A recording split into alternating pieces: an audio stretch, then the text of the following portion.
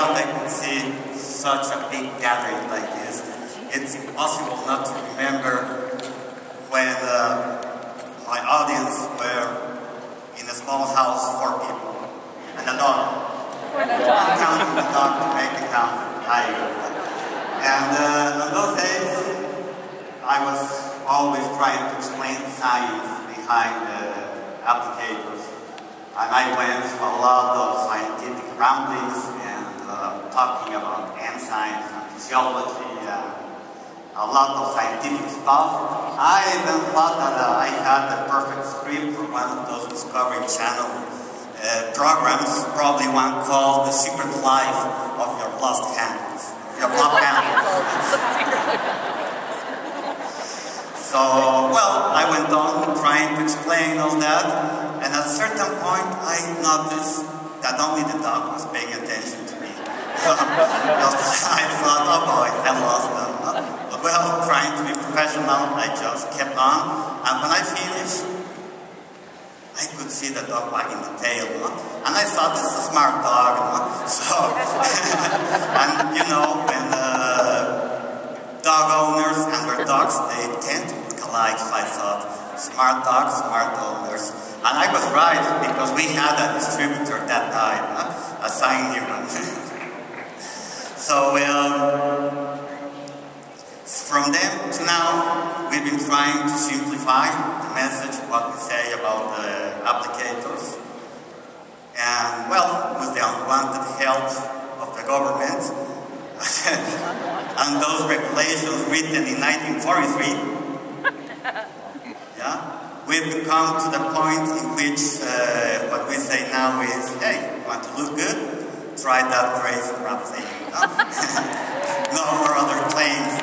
But that is okay, because you don't need to know how it works to use it, to sell it, to have benefits from it. Because it is the same that you don't need to make a tune-up in a car to drive one. You know, it works because you've seen it, and we've seen it for several million times now, which is the amount of successful applications of the applicator we have seen. So, what do you need to know if it's not science of this? What you need to know is how safe it is, how we put it together, just to make your mind easy on this, because for a skeptical mind, you would say, this is too good to be true. It's working, but I am heading into something that I wouldn't like, is it to say, who's taking care of it?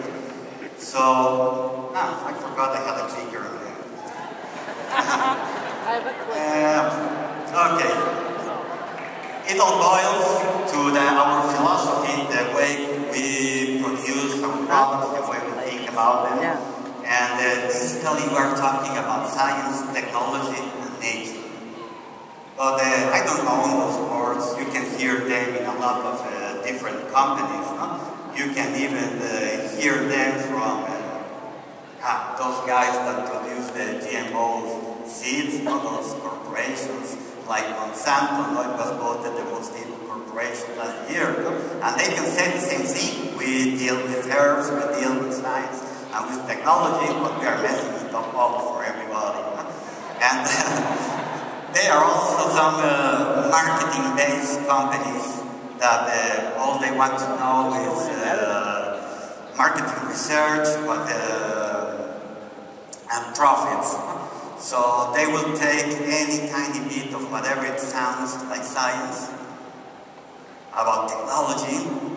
They throw their dab of we are natural products. We are a natural products company, although they really don't care. And so what makes us different? What is different besides science, technology, and nature? And the difference is passion and love.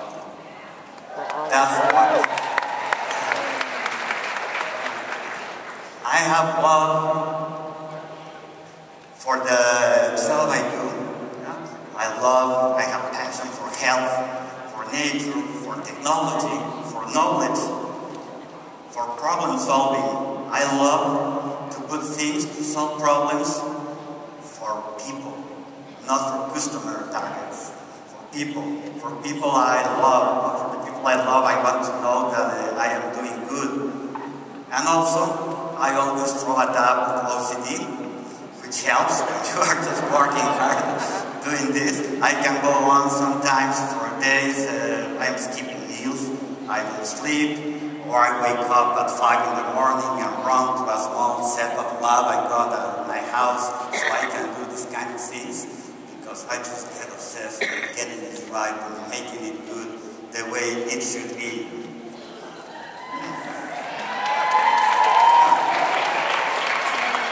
Conspiracy theorists say that I am this way because probably I just went to many parties when I was an early teenager back in the 70s.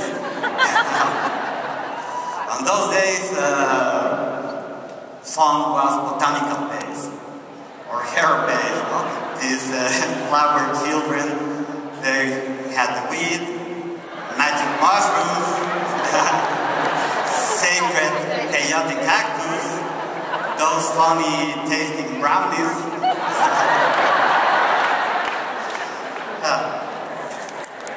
Never hear those conspiracy guys. Truth is that my interest in herbs started when I was barely a kid. Since I was a child, it started with many things. My grandfather became a pharmacist 120 years ago, when pharmacists and herbalists were about the same. And he was very proud of his job and his pharmacy and his own formulas he put together. And he had the oldest pharmacy in northern Spain. Then we had, I always remember, I had an aunt Oliva. This old lady was 103 years old and she was totally independent. Lived by herself in her own house, had her orchard, and even took care of some animals. And all her health needs were taken care of. She grew in that small orchard. That was amazing, no? This lady managed to travel at that age and train and even I saw her once dancing. Can you imagine that?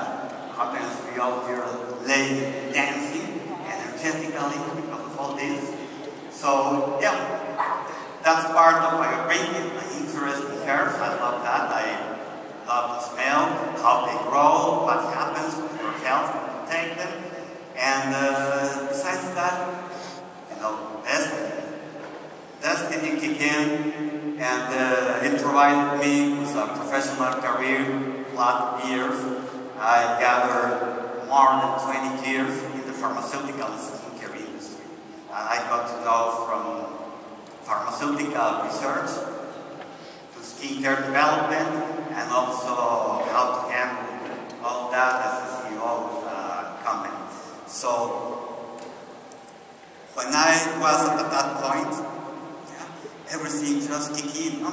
I have herbs, I know how to develop, I want to develop herbs, but do it the way I like, with all my passion, love, and OCD into it.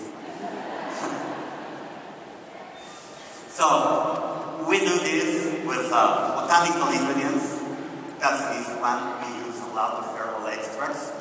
We take a lot of care of that kind of herbal extracts. Those are, but it's not only the extracts you see on the list. No? We use raw materials that are plant-based.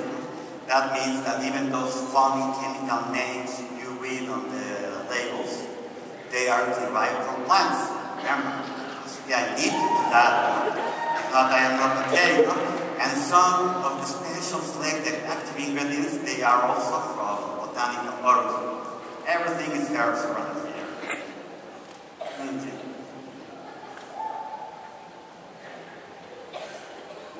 Okay, well, so those are the botanical ingredients. Scientific knowledge, we're talking about research, a lot of research.